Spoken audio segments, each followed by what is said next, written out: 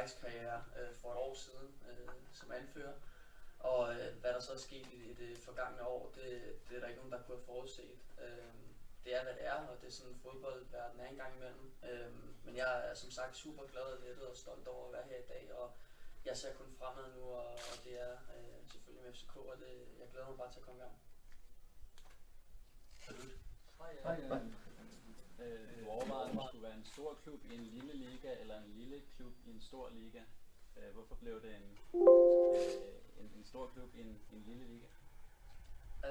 Fordi at jeg som sagt sportsligt skulle finde ud af, hvad der passede bedst for mig, og med den mavefornemmelsen også. Og jeg synes, at FC København havde det hele.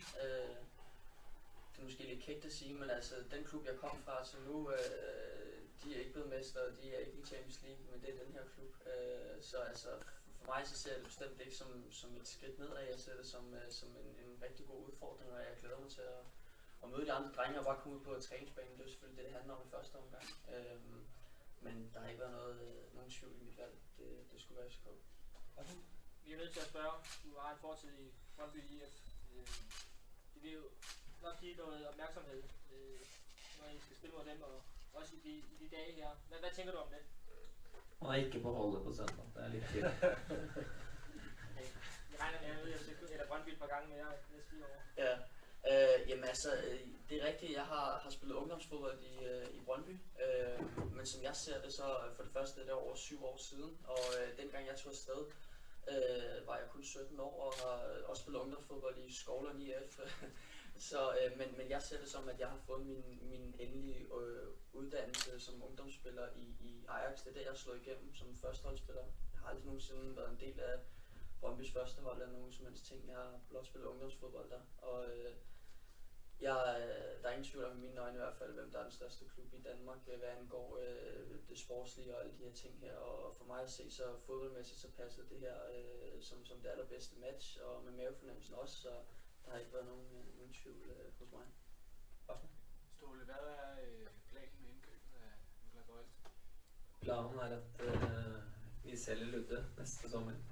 Det har vi en klar intensjon om.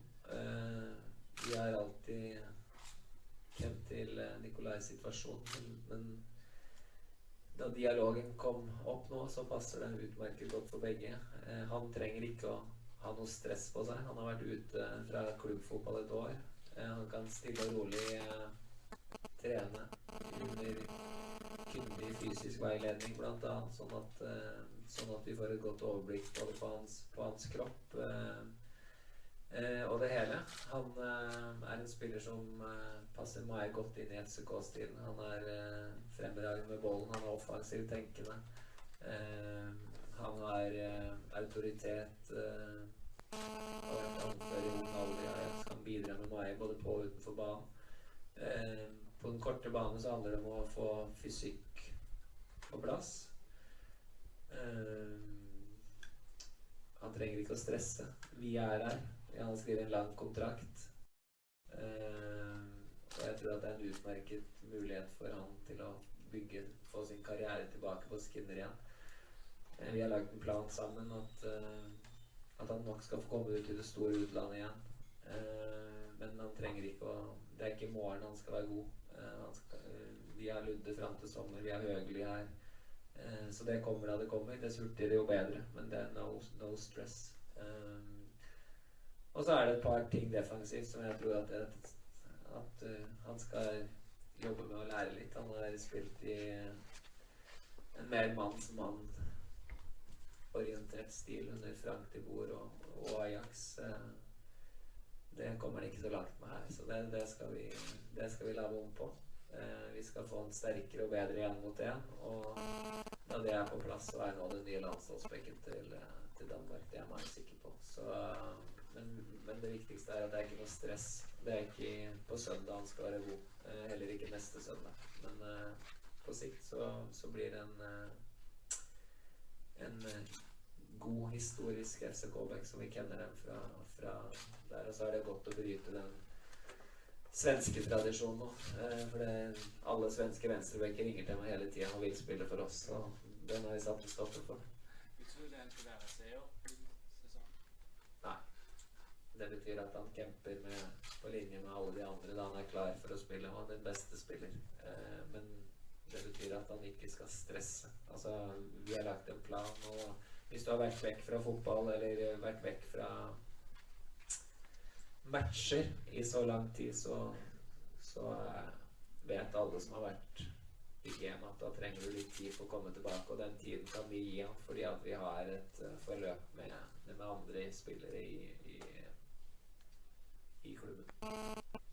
Nikolaj, det spørgsmål kan jeg så også stille dig. Altså, hvordan ser du den her konkurrencesituation på venstre bak og din egen iver efter at komme til at spille skråstreg det, som Ståle siger, at man skal bruge tid for at komme tilbage?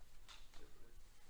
Jamen altså, som Ståle også siger, så er der blevet lagt en plan, og det er det, som også har været afgørende for mig, at mavefornemmelsen var god omkring den plan, og det var nemlig, at som Ståle siger, at jeg har været ude i et år, ikke på grund af skader, men på grund af andre årsager, og når man ikke har spillet fodboldkamp i et år, så ved alle, som Ståle også siger, at det tager lidt tid, før man er tilbage på topniveau. Og med den her kombination, så har det været perfekt, at jeg kan, som Ståle siger, ingen stress, og kan bygge mig op, som de skal, og komme i så god form som muligt, så hurtigt som muligt selvfølgelig. Det handler det selvfølgelig også om. Hvad angår konkurrence, det er der i alle store klubber. Det var der også nede i Holland, og det er der også på et landshold, så det byder jeg kun velkommen, og jeg er sikker på, at ens konkurrenter, man kan gøre hinanden bedre, både på banen, på træningsbanen især. Så jeg glæder mig til at møde alle holdkammeraterne, og glæder mig bare til at komme i gang igen, og det handler om, og så tager vi den derfra, og selvfølgelig vil jeg gerne spille så hurtigt som muligt, men det er jo også op til mig selv, kan man sige. Og nu, når Ståle også siger det, hvordan har din krop? Min krop har det godt. Den har haft ferie et år, kan man sige, så jeg har kunne træne mig op på andre punkter, og det har jeg gjort. Jeg har ikke bare ligget på sofaen i et år, det har jeg bestemt ikke. Jeg mangler det fodboldmæssige i det, og det kommer jeg forhåbentlig snart til, så hurtigt som muligt, til at komme i gang med. Og det bliver dejligt. Så du holder fysisk i form? Altså. Ja, selvfølgelig. Det er også en del af det. Selvom man ikke spiller kampe, så har jeg jo ikke ligget på sofaen. Så den del af det ser godt ud. Men nu skal vi have gang i det fodboldmæssigt, og det er jo trods alt det sjoveste. Nu snakker jeg selv om, at der er lagt en plan, og at en del af den plan er også, at du skal til udlandet igen. Hvor langt er tidshorisonten? Altså, nu er det sådan, at for et år og 3-4 måneder siden, der var jeg anført i Ajax, og så har jeg ikke spillet nogen kampe der siden, og nu sidder jeg her. Altså, hvad der kan ske på 3 år i fodbold, eller 4 år, som min kontrakt er på, der kan ske 1000 ting, så først og fremmest så tænker jeg på den korte bane, det er at komme i gang med at spille fodbold, og det er det, jeg forholder mig til, og det glæder mig til. Og så tager vi den derfra i det lange løb, hvordan man ved, at det kommer til at se ud. Du virker rigtig glad for at skifte til FC København. Hvorfor skiftede du ikke for et år siden til FCK? Fordi at der var nogle ting, som ikke har været i pressen, som har gjort, at jeg ikke fik lov til at skifte i forhold til den klub, jeg var i. Ikke fordi vi skal bruge mere tid på den klub, det er i fortiden, men jeg fik ikke bare lige mulighed for at smutte. Det har ikke været min intention i hvert fald, at ikke at spille fodbold i et år. Det tror jeg alle godt kan genkende til. Det har ikke været planen. Så der har været nogle andre årsager til, at jeg ikke fik lov til det.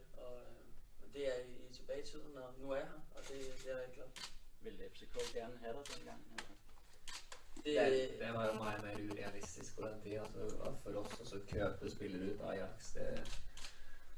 Der er vi ikke, og dit kommer vi nok heller aldri. Altså hvis det var aldri inn i en plan. Det må være to for å få det her til, og da tilgjengeligheten var her, så var det en felles interesse. Men vi hadde jo noen runder på det, og det hadde vært vekk så lenge, så det var aldri et tema på det tidspunktet. Flere spørgsmål her? Nu har I så hentet en venstre bakke ind. Er jeres transfervindue færdig, eller hvad er planen for den sidste uge? Planen er vel, altså i den ideelle verden så blir Baskim lånt ut, men det er en ongoing ting. Det hadde vært godt for han å få gått ut og spilt i 15-20-25 sammenhengende kampene, sånn at han har en mulighet til å komme tilbake på det nivået vi kjenner Baskem. Og det er det kun kamper som kan bidra med. Ellers så er det ikke noe som, altså, jeg ser litt på Johan. Jeg er litt usikker på hvor meg vi... Long penge tilbage. Ja, det er Johan som har styr på de komma-reglene bak tallene. Nei, men vi legger den ikke helt død. Det gjør vi ikke, men jeg sier at det er stor sannsynlighet for at det ikke sker noe mer, men jeg legger den ikke helt død. Det gjør jeg ikke, fordi at vi har et par interessante ting vi følger med på, uten at vi har gått i dialog med noen eller noe. Det er alt jeg kan si, men det er ikke for å skru opp noen forventninger, for sannsynlighet så sker det ikke.